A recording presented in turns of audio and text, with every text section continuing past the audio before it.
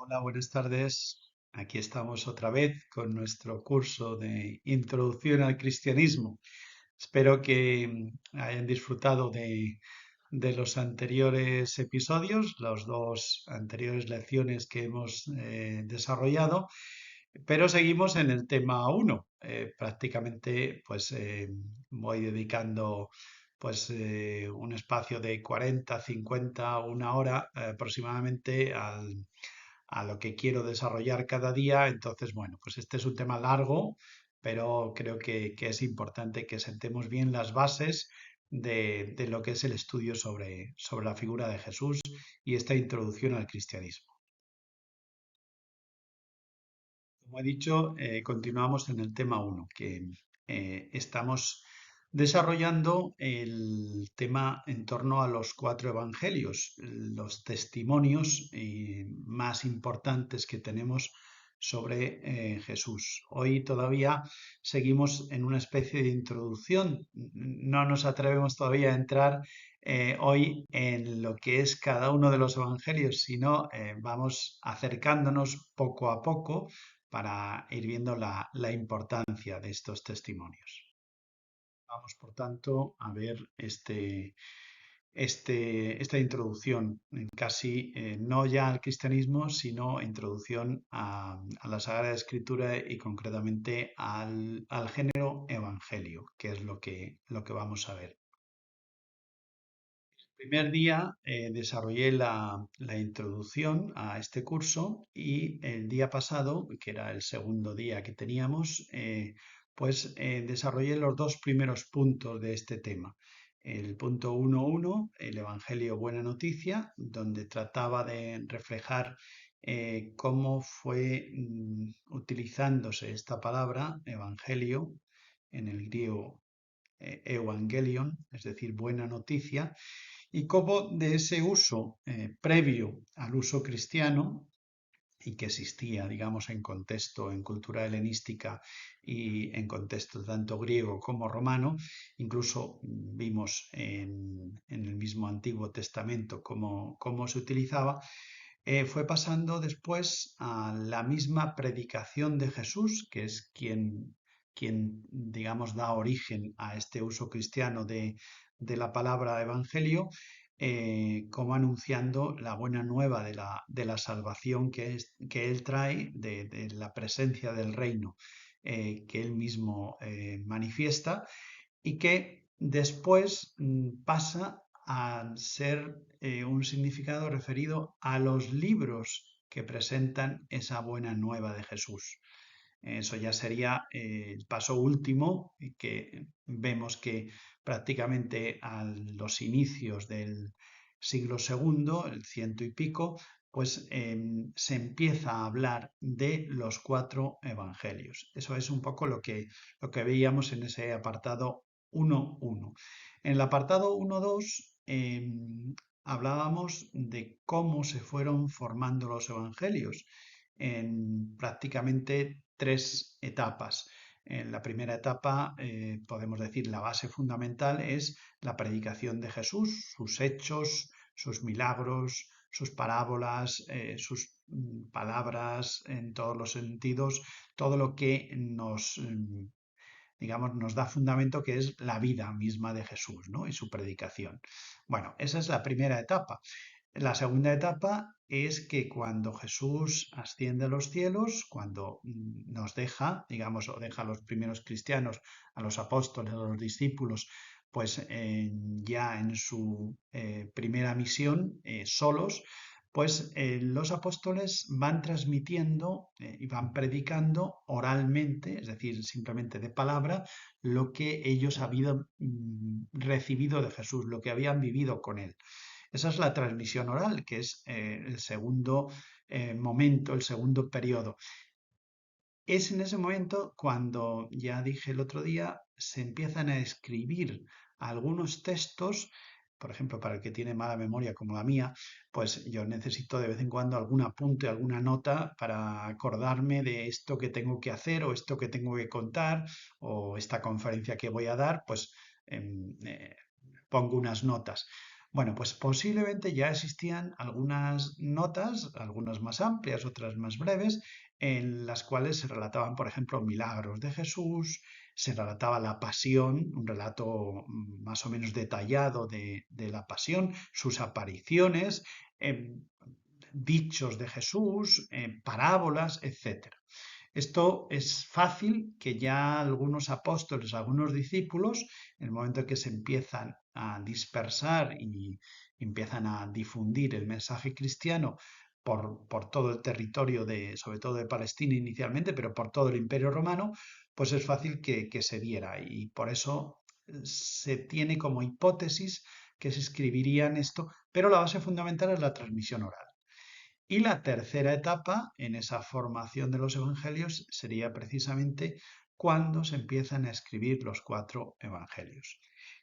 Esto dije que era posiblemente motivado por 2 razones fundamentales. Una, en la conciencia de que iban desapareciendo los apóstoles. El momento de crisis fundamental es esa persecución de Nerón en torno a los años 60, al inicio de los años 60, en la que perece Pedro, por ejemplo, martirizado en la época de Nerón, en torno al 63-64, y lo mismo en el periodo inmediato posterior, también San Pablo.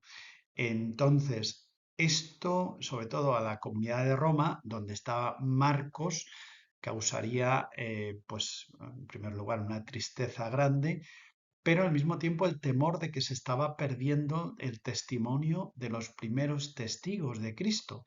Los compañeros de Cristo, sus discípulos, sus apóstoles, estaban muriendo. Y posiblemente Marcos no quiso que nada de esto se perdiera y es lo que le motivó, aparte quizá la influencia de alguien que le aconsejó bien, de escribir aquella predicación que él tenía tan reciente de Pedro, y ese es su evangelio, el evangelio de Marcos. Y poco después se produce otro hecho fundamental, que sería la destrucción de Jerusalén, el asedio. Los emperadores Vespasiano y Tito, en torno al año 70, se toma ya el templo y se destruye el templo, dejando solamente ese muro de contención, un poquito de muro de contención, que es una manera de que los romanos tenían de recordar a los pueblos que se rebelaban de que todo el que se rebela contra Roma perece. Entonces ellos dejan el muro sencillamente para recordarles, esto es lo que queda de lo que vosotros teníais como templo más importante, el templo sagrado.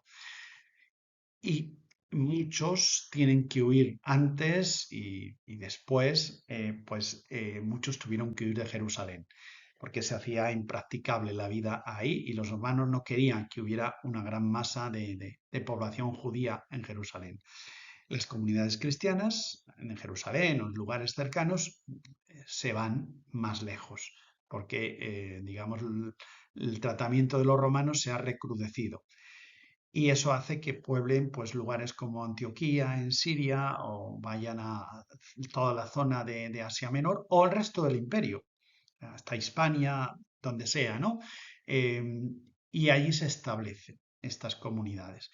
Y eso hace que, de nuevo, para que se ve que se van dispersando, se va perdiendo, pues algunas comunidades como la de Antioquía posiblemente y quizá la de Corinto, ya lo veremos, pues en torno a Mateo en Antioquía, en torno a Lucas quizá en Corinto, pues motiva también el que se empiecen a escribir esos evangelios.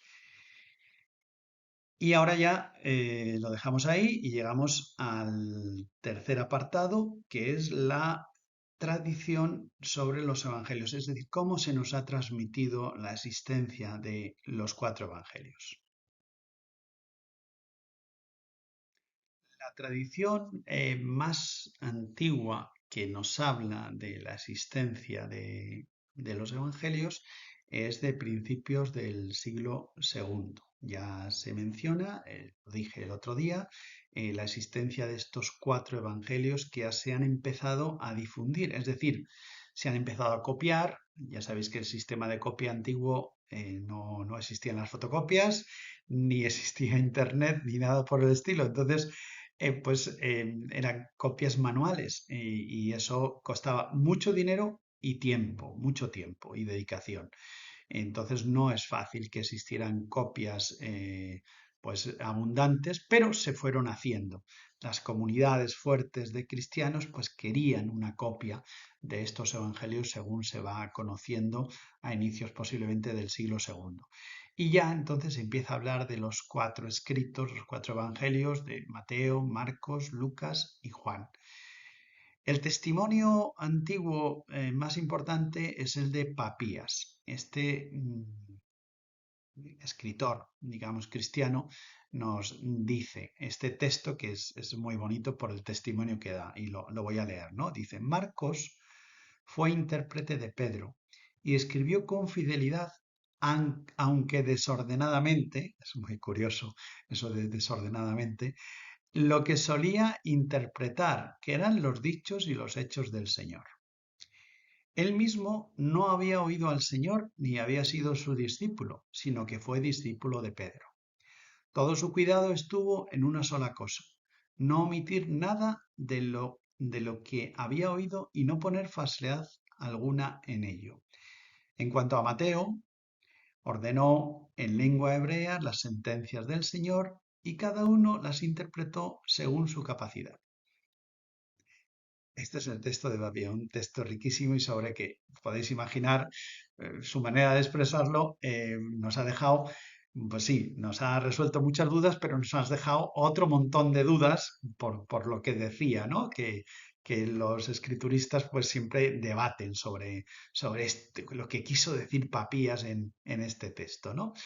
Bueno, lo primero que sí que testimonia es eso, que Marcos había sido, efectivamente, lo conocemos por los Hechos.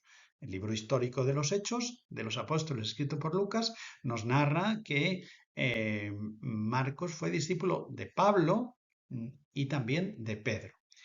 Y la tradición mantiene que efectivamente este Juan Marcos, ya hablaremos de él cuando hablemos de su evangelio, que posiblemente conoció a Jesús, aunque él sería casi niño, adolescente, eh, y la tradición también habla de que el cenáculo, es decir, la cena donde se celebró la última cena, sería de los padres de Juan Marcos en Jerusalén, y posiblemente ahí estuvieron, y es fácil que un muchacho como Marcos pues estuviera ahí cerca o lo observara o ayudara a preparar precisamente la última cena, ¿no? Bueno, Marcos, de esta familia, digamos, que se hace cristiana, de discípulos de Jesús, pues sigue a los apóstoles en su predicación y les ayuda. Y especialmente se unió muchísimo a Pedro, digamos que era como su gran intérprete.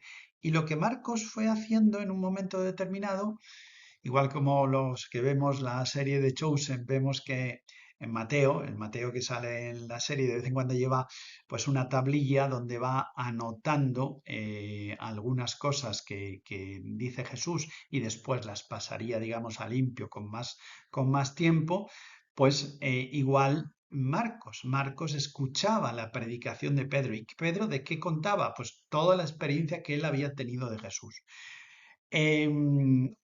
No sabemos si el desordenadamente se refiere a cómo Pedro lo contaba, porque lógicamente Pedro pues contaría, ahora cuento esto y esto y esto otro, no tiene por qué contar. A ver, el año 1, en el momento 1, Jesús hizo esto y en el momento 2 hizo esto. No. Eh, en cada auditorio, en cada predicación que él hiciera, pues se situaría ante el auditorio y bueno, con esa intuición natural que tenemos, pues contaríamos unas cosas u otras, ¿no?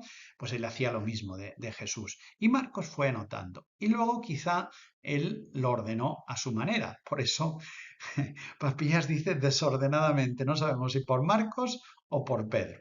El caso es que sí que se ve, es un testimonio muy fiel de lo que Jesús había dicho a través de lo que Pedro escuchó. Y eso es lo que Marcos nos transmite. Y lo mismo podría decir de Mateo, que dice que ordenó en lengua hebrea. porque se cree que un primer evangelio de Mateo, según el testimonio que tenemos aquí de, de Papías, pues sería en hebreo. Y que luego, sin embargo, pues viendo la necesidad de que existía, de que no judíos, pues que no conocían el hebreo, pues conocieran todo el testimonio de Jesús, pues pasaría ese texto al griego, que es el texto que se nos ha transmitido. El texto hebreo es una hipótesis mencionada aquí, lógicamente, por Papías, y hay que darle credibilidad, porque no le íbamos a creer. Él posiblemente tenía ese testimonio cercano. Recordad que está escribiendo en el 125. Jesús asciende al cielo, a los cielos, aproximadamente el año 30 o 30 y pico. Entonces, digamos, es un testimonio muy, muy cercano y lo mismo si Mateo, vamos a poner que escribiera en torno al año 75 después de Cristo, después de la destrucción de Jerusalén, que es en el año 70, pues en torno al 70, al 80, pongamos 75, él escribe su evangelio en griego, pero a lo mejor antes había escrito, recopilado sentencias del Señor en hebreo. Quizás no todo el evangelio, pero sí muchas cosas. Bien, eso es lo que nos dice esta primera tradición más antigua que ya hablan perfectamente de los evangelios y otros textos que nos han llegado, ¿no? Un poco posterior al testimonio de Papías es el testimonio de San Ireneo de León, que vive prácticamente pues en el siglo segundo, muere al inicio del siglo tercero. Y en el año 177 tiene este texto que tampoco tiene desperdicio y lo leo para eso, ¿no? Dice, Mateo, estando entre los hebreos, escribió en su lengua un escrito del Evangelio al tiempo que Pedro y Pablo evangelizaron en Roma y fundaron allí la iglesia. Marcos, discípulo e intérprete de Pedro, nos dejó también escrito lo que Pedro había predicado. Asimismo, Lucas, compañero de Pablo, redactó en un evangelio lo que aquél había predicado. Después, Juan, discípulo del Señor, el que se había reclinado sobre su pecho, publicó también su evangelio cuando vivía en Éfeso, en Asia. Bien, otro texto maravilloso que nos da un testimonio muy claro, también en época muy antigua, por tanto muy cercano a los hechos, y es fácil que otros que comprobaran perfectamente la veracidad de estos textos, ¿no? Vamos a estudiarlo por partes porque creo que es muy interesante. Mateo estando entre los hebreos. ¿Qué significa esto? Bueno, Mateo sabemos que es el discípulo del Señor, Leví, el famoso Leví, el recaudador de impuestos, al que el Señor llama en un momento determinado a que le siga, ¿no? Y Mateo le sigue, ¿no? Por cierto, un Mateo tan bien interpretado por el actor que lo interpreta en la serie de Chosen. Este testimonio nos dice, nos indica, el testimonio de Ireneo, que Mateo, estando entre los hebreos, posiblemente él vivía al inicio, como los demás discípulos, en Jerusalén, y escribe en su lengua, dice, un escrito del Evangelio al tiempo que Pedro y Pablo evangelizaron en Roma. ¿Cuándo evangelizaron? Pues al final de los años 50, principio de los años 60. Es decir, prácticamente está diciendo que en esa época Mateo ya habría escrito un evangelio en hebreo, el que hacía referencia a Papías.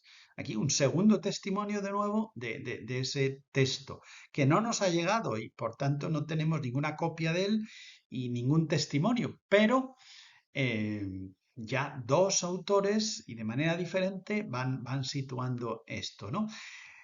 Mateo posiblemente es uno de los que tiene que huir, o en años anteriores, porque ya la guerra, el asedio, digamos, de lo que fue Jerusalén duró tiempo, duró varios años.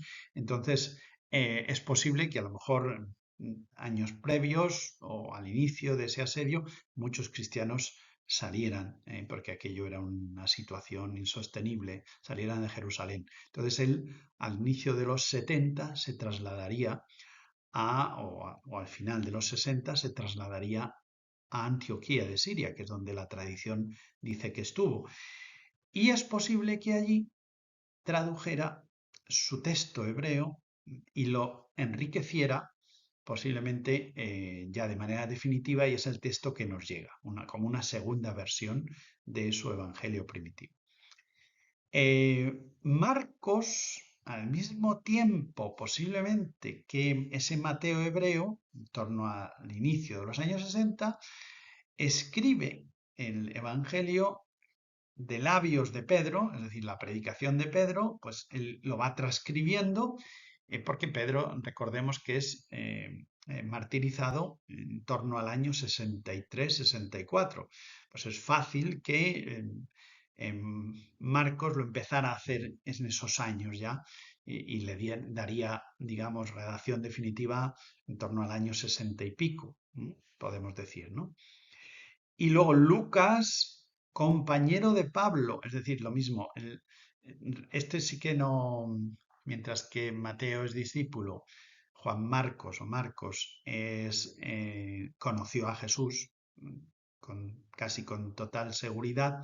Lucas no, Lucas se ha convertido, digamos, en el entorno de San Pablo, la predicación de San Pablo, pero Pablo empieza a predicar al final de los años 40, en los años 50 sobre todo, es cuando posiblemente Lucas viene al conocimiento y empieza a colaborar con Pablo, con los viajes apostólicos de Pablo. Y es fácil que también escribiera después de los eventos de Jerusalén, porque ya va viendo que desaparece Pablo, desaparecen otros apóstoles, se dispersa la iglesia y quizá para mantener la fe en ámbito griego sobre todo, quizá en Corinto, Tesalónica, Filipos, eso ya hablaremos de esto, pues él escribe su evangelio de una manera clara. Y por último, Juan es el que da su testimonio más antiguo. Aquí dice Sarinedeo que en Éfeso, que es muy fácil porque él estuvo allí viviendo mucho tiempo. Una de esas tradiciones más antiguas que nos hablan de los evangelios, pues tenemos que referirnos explícitamente a los textos en donde dos evangelistas hablan de por qué y cómo escribieron sus evangelios. En el mismo testimonio del evangelio lo encontramos. Entonces es algo que no podemos dejar pasar.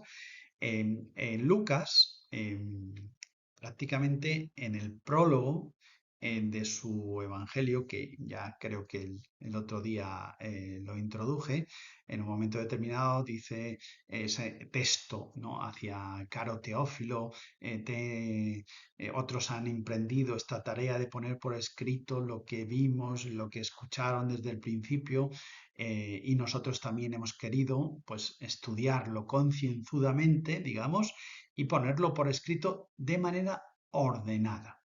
Esa es una de las claves para entender lo que es el Evangelio de Lucas. Él da una ordenación, porque no olvidemos nunca que los evangelios son una especie de catequesis que se escriben para ayudar la fe de los cristianos en determinadas comunidades, para no perder el testimonio de lo que hizo y dijo Jesús. Pero no son una biografía, sino una catequesis, y por tanto solo narran hechos fundamentales de los 1000 días que podrían haber narrado del tiempo que estuvieron con Jesús en 3 años, si aceptamos esta datación de 3 años, que sería la datación de Juan, pues prácticamente nos describen a lo mejor 40, 50 días y el resto, pues el resto no nos lo dicen porque solamente han seleccionado unos momentos muy determinados, ¿no?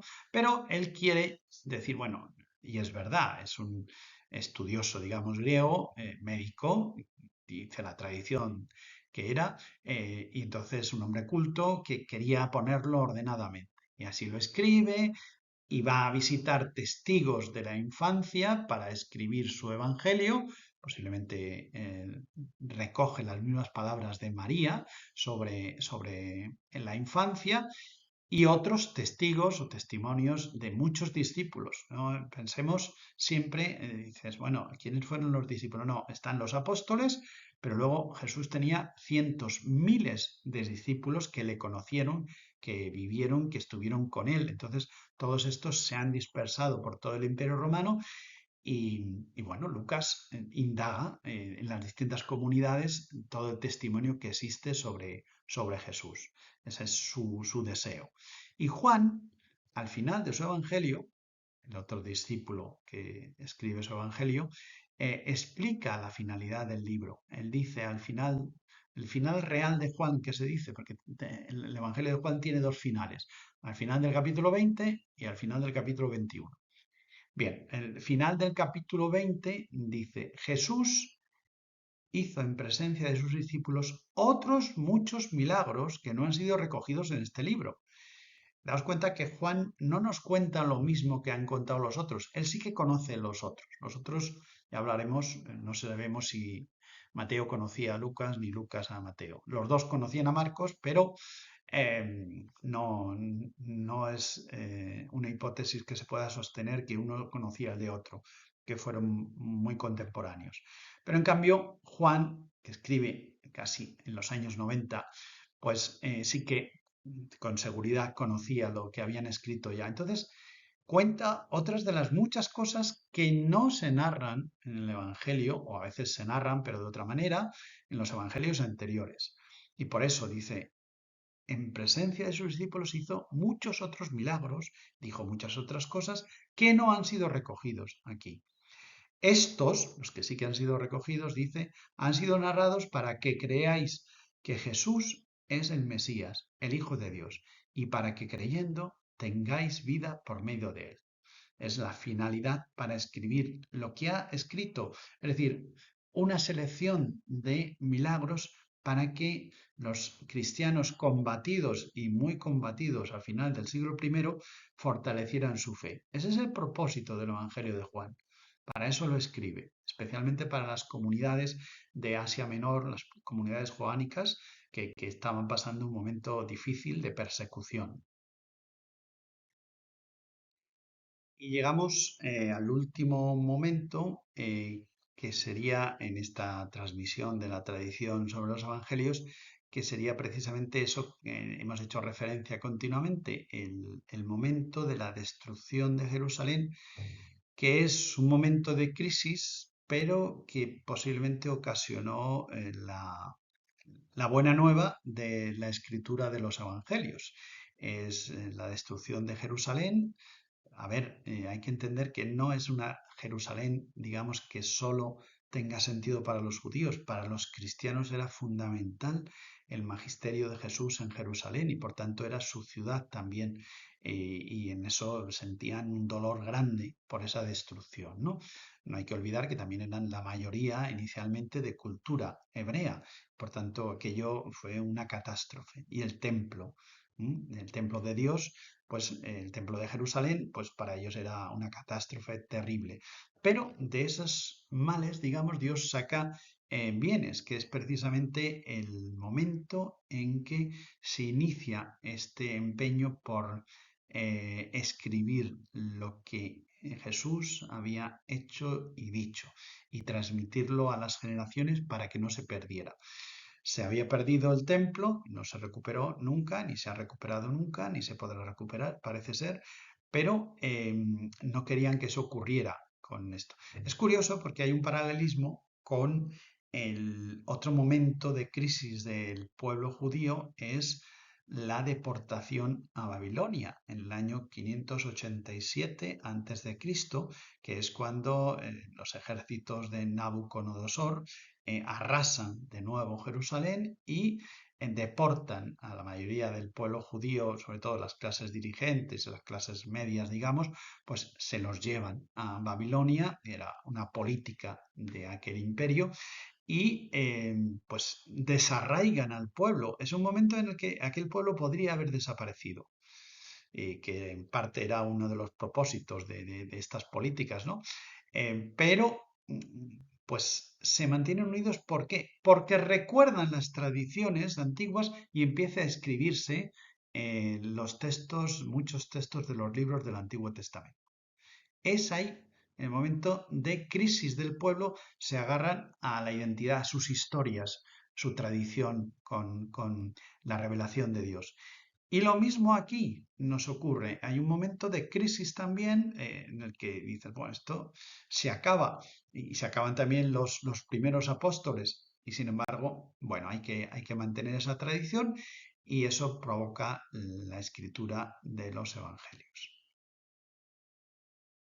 Bien, si leemos los textos de los evangelios, algunos parecen sugerir, como digo aquí, que fue antes de los acontecimientos que tuvieron lugar en el año 70, cuando Jerusalén fue destruida, porque lo presentan como algo que ocurrirá en el futuro.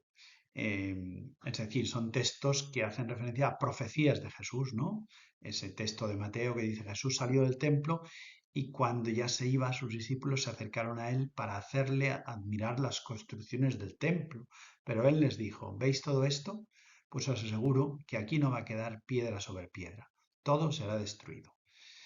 Y en ese mismo sentido se expresan también Marcos y Lucas. Bien, simplemente, lógicamente, es una profecía que hace Jesús. Eso no invalida que estos textos se hayan recogido fielmente por los discípulos, pero narrándolos en fecha posterior. No hay ningún problema. Han vivido la época anterior, la época de la destrucción y la época posterior. Y podemos decir que por el contexto en que fueron escritos da la impresión de que efectivamente, sobre todo Mateo y Lucas, se han escrito después de la destrucción del templo de Jerusalén. Respecto a los textos evangélicos originales, podemos decir que ha ocurrido lo mismo que con cualquiera de las obras de la antigüedad. Prácticamente no conservamos ninguna de las obras de la antigüedad más clásica, de los griegos, de los romanos, etcétera. De estos textos antiguos nunca conservamos la copia original, porque eso, el paso del tiempo, el deterioro, el material en que fueron escritos, pues no ha permitido que se conservaran, ¿no? Pero sí que podemos decir que las copias que tenemos de los evangelios tienen mucha garantía de esta autenticidad, sobre todo por la proximidad en años. Las copias más antiguas de los textos evangélicos están datadas en el siglo segundo, es decir, ciento y pico. Por ejemplo, el papiro Bodmer, que contiene los evangelios de San Lucas y de San Juan, o el papiro Rylands, escrito datado y bien datado en torno al año 125, contiene algunas frases del Evangelio de Juan. Es, digamos, el resto que queda de una copia más amplia, pero que lógicamente solo se ha conservado ese papiro, ¿no? O los papiros Chester Beatty, datados a principios del siglo segundo, conservan completos los cuatro evangelios. Y diréis, bueno, hay una cierta distancia entre el original, que por ejemplo de Lucas fuera en torno a los años 70, 80, y el ciento y pico, pues dices, ahí ya hay 30 años o 40 años. Dices, sí, pero eso, que podemos decir que nos parece una enormidad, es que si lo comparamos con otras obras, os voy a poner un ejemplo.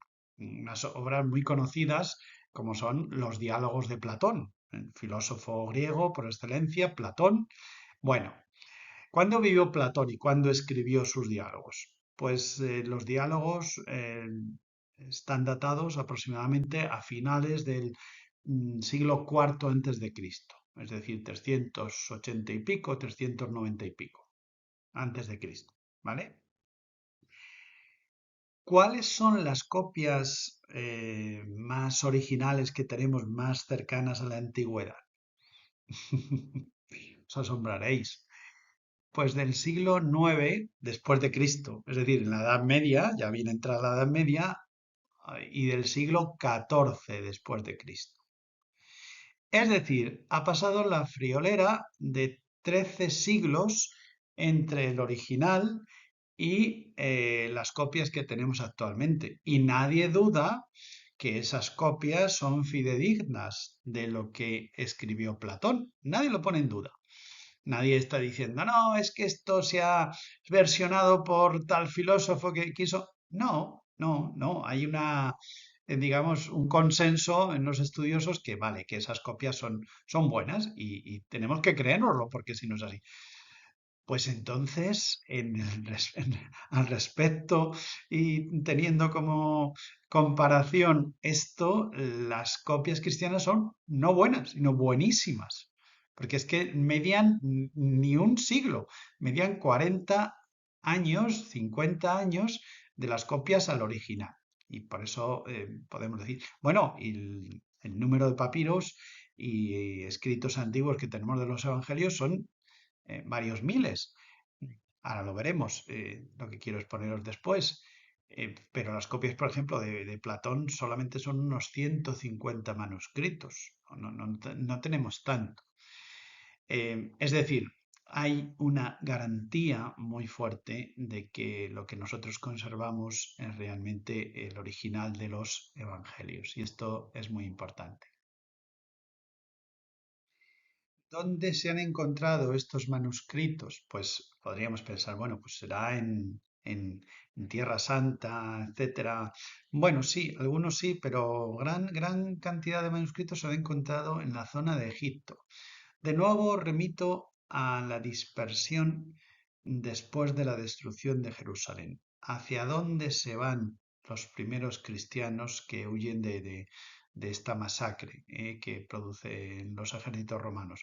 Pues algunos hacia el norte, es decir, a Antioquía de Siria, eh, digamos extendiéndose por las zonas próximas de Oriente, y otros hacia el sur.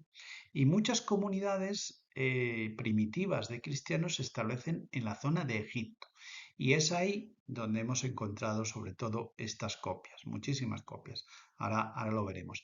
Bueno, esto simplemente es una referencia que hago a los mapas, que siempre para que nos situemos lo que he dicho de estos lugares, eh, pues bueno, tendríamos que seguirlo aquí, o lo que vamos a decir a posteriori, ¿no?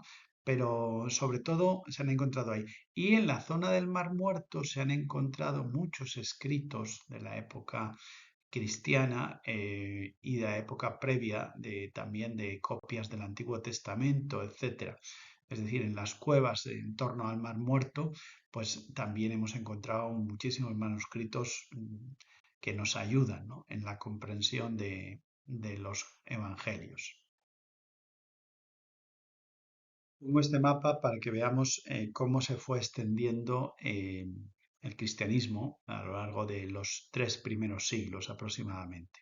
Están marcadas no todas las ciudades, sino aquellas ciudades donde existía una comunidad cristiana.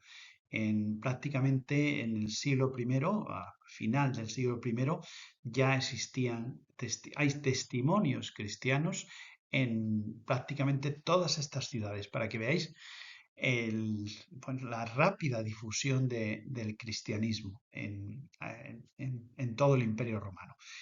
Y eso se lo debemos precisamente a esta destrucción de Jerusalén, si no difícilmente, posiblemente se hubieran extendido por tantos lugares, ¿no?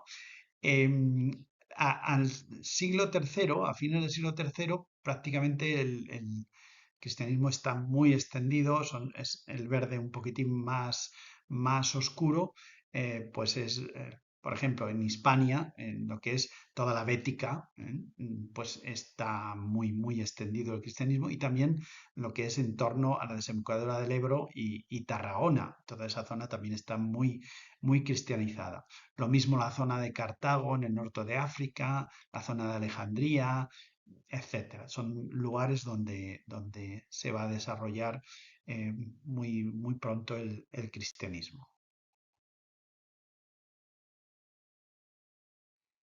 Y ya que hemos hablado de manuscritos, de papiros, de pergaminos, de los textos antiguos, pues bueno, hago este excursus añado estas diapositivas sencillamente para hablar algo. Esto es más de especialistas, pero creo que es importante que los conozcamos para ver digamos, el fundamento, el buen fundamento de nuestra fe en el testimonio de los evangelios.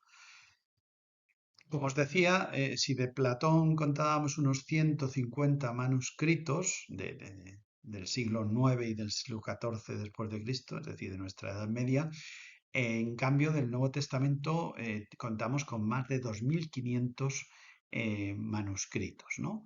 Los más importantes serían los códices mayúsculos que se llaman unciales, es decir, están escritos con letras mayúsculas, normalmente en griego. Luego, digamos, existirían otras copias ya cuando se traduce al latín, la versión de la Vulgata de San Jerónimo, pero hablando de códices en griego, 266 códices mayúsculos y que tienen prácticamente los cuatro evangelios recogidos y 84 papiros, es decir, fragmentos, que a veces son fragmentos muy grandes, son varios papiros, otras veces es un fragmento muy pequeñito de unas frases, pero que se ve claramente que es un texto del Nuevo Testamento, ¿no? De los Evangelios concretamente. Algunos de ellos son del siglo II, es decir, ciento y pico, en una época muy inmediata cuando se escribieron los textos principales de los evangelistas. Y por eso os pongo aquí lo que os he narrado antes, ¿no? Que teniendo en cuenta que las obras de la antigüedad clásica nos han llegado en versiones que se remontan en la Edad Media, podemos decir que el Nuevo Testamento es sin lugar a dudas la obra de la antigüedad que tenemos mayor seguridad de fidelidad textual, que se ha mantenido y que se conserva. ¿Por qué? Pues sencillamente por la gran difusión de los cristianos por todo el imperio. Esto ha facilitado que toda comunidad cristiana quería tener una copia y eso generó que se hicieran copias para poder en las celebraciones eucarísticas pues leer un fragmento de una parábola de Jesús, de un milagro, de un dicho de Jesús, de la carta de Pablo, etcétera. Todo eso motivó el que se hicieran copias y que tengamos muchos testimonios. Esto es un breve listado de los 5 principales códices mayúsculos importantísimos y que son la referencia para toda traducción del Nuevo Testamento a las lenguas modernas. Se hace a partir de estos códices, consultando estos y los papiros. Eh, el códice, quizá uno de los más conocidos, más importante, bueno, todos ellos, los 5 son muy importantes. Como veis, son de los siglos IV, es decir, 300 y pico, siglo V, 400 y pico. Y, y tenemos ahí el Códice Vaticano, que se le reconoce por los escrituristas como el Códice B, tiene esa sigla, que está guardado en la Biblioteca del Vaticano y que tiene prácticamente un texto en griego del Antiguo Testamento y otro texto Nuevo Testamento con algunas lagunas que faltan, o sea, algo que se ha perdido, que se ha corrompido, que se ha roto la hoja o lo que sea, del Nuevo Testamento. El Códice Sinaítico es también otro muy, muy importante. Originariamente estaba en el Sinaí, como os digo, muy cerca, al sur, en el monasterio de Santa Catalina, pero bueno, por los ingleses ya sabéis, pues se apoderaron de toda esta zona en la época de la colonización y se han quedado con todas esas riquezas. Y por ejemplo está en el British Museum, es donde está este códice sinaítico que tiene todo el Antiguo Testamento y el Nuevo Testamento. Lo mismo el códice alejandrino, ha tenido el mismo destino. Gracias a Dios pues se conserva y se conserva muy bien y puede ser estudiado porque está reproducido ya en todo tipo de posibilidades, ¿no? Para los estudiosos. Luego está el Códice de Efrén, que está en París, también del siglo V, muy importante, y uno muy importante también, especialmente para Lucas y los Hechos, porque solo ves los Evangelios y los Hechos, es el Códice de Beza. que está en Cambridge, en la Universidad de Cambridge. He hablado de los papiros. Es el material de origen vegetal. Sabéis que es una planta que crecía en las riberas de algunos ríos, en concreto del Nilo en Egipto, y que fue el que se utilizó con más asiduidad como material para escribir, especialmente desecado, tratado, etcétera. Era el que más se utilizaba en la antigüedad, también unido al pergamino, que proviene de materia animal, es decir, normalmente de la piel del cabrito, etcétera, con tratamiento.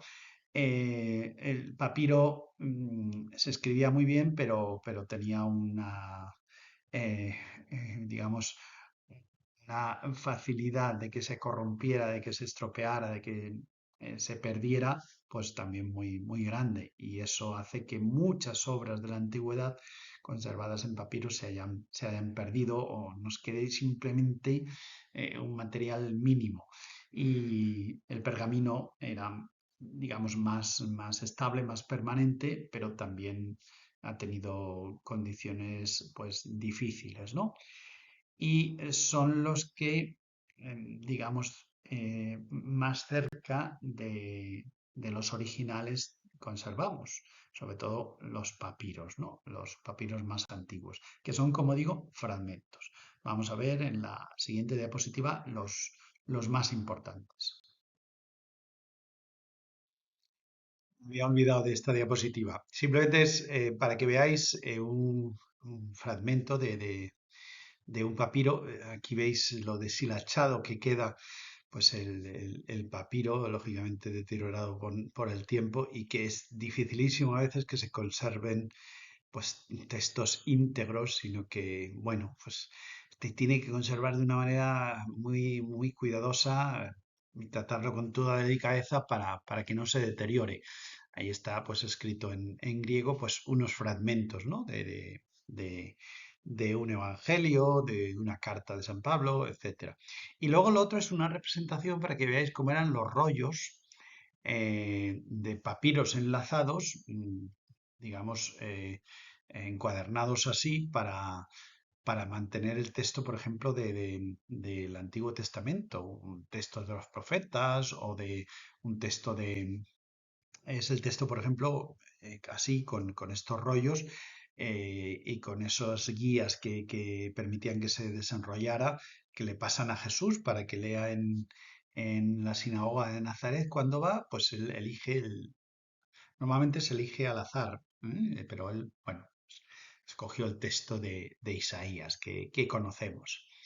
Em, pero eso, que eran de muy difícil conservación estos papiros. em, Al cabo de los años, pues la humedad, el deterioro y esto hacen que se conserven muy pocos. Bien, y termino ya con mención de tres papiros, quizá los más conocidos, que tienen nombre concreto. Otros sencillamente se nombran por las siglas. Bueno, de hecho, el papiro Rylands es el P52 y todos son P, etcétera, ¿no? Mientras que los códices mayúsculos se nombran con una letra mayúscula, A, B, S, etcétera, pues estos, sin embargo, se nombran así.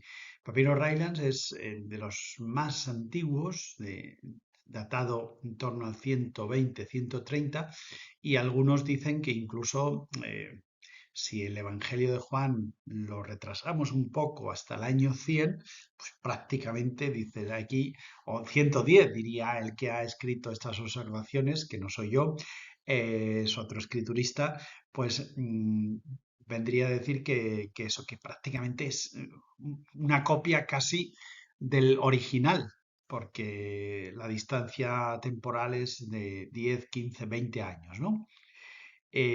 Fue descubierto en Egipto y bueno, es un fragmento muy breve. Concretamente es del capítulo 18 de San Juan, los versículos 31 a 33 y el 37 y 38. Podéis imaginar un papiro como el que acabo de enseñar antes, que está pues deteriorado por el medio, entonces se lee un poquito de los versículos primeros y otros los últimos versículos, ¿no? Y luego otros papiros, los Chester Beauty del siglo III, que son más papiros y tienen partes de evangelios, de Hechos, de Pablo y del Apocalipsis. Y el papiro Bodmer II, que es hacia el año 200, pues está casi todo el Evangelio de Juan. Digamos que como se conservaban a lo mejor como rollos, pues eso son varios papiros unidos y sí que está casi todo el Evangelio de Juan. Ahí lo hemos encontrado. Para que veáis las garantías que tenemos precisamente con el testimonio de los primeros escritos, las copias de los escritos de los evangelios. Y por hoy nada más. Espero que esta sesión un poco de erudición escriturística no se os haya indigestado y que sigáis, bueno, pues queriendo conocer más cosas de Jesús y de lo que nos ha transmitido en la tradición sobre Jesús. Hasta la próxima semana.